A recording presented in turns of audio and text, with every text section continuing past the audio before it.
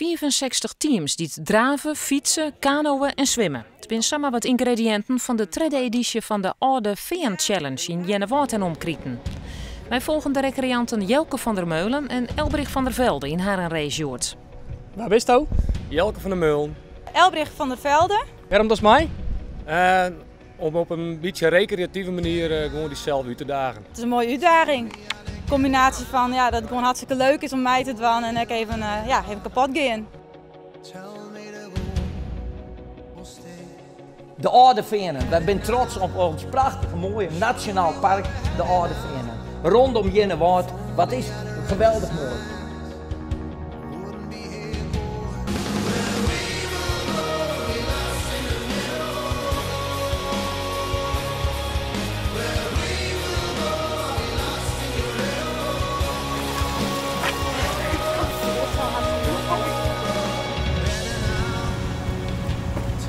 Steppen is het volgende onderdeel.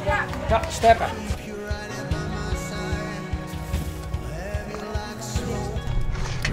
Hoe ging het steppen? Hartstikke goed. Ja? Ja, weer aardig tempo maken.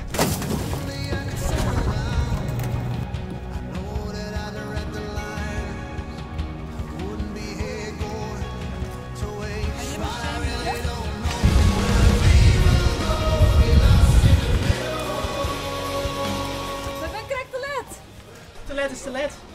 Ja, het is niet anders. Ja. We zijn Ja, hoe sneu het dek is. Ja. En nou mij een heel onderdeel net meer doen.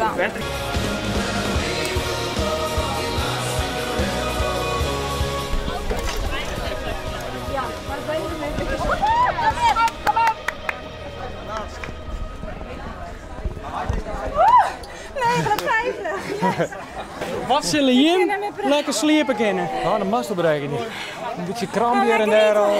Ja, eerst maar lekker eten straks.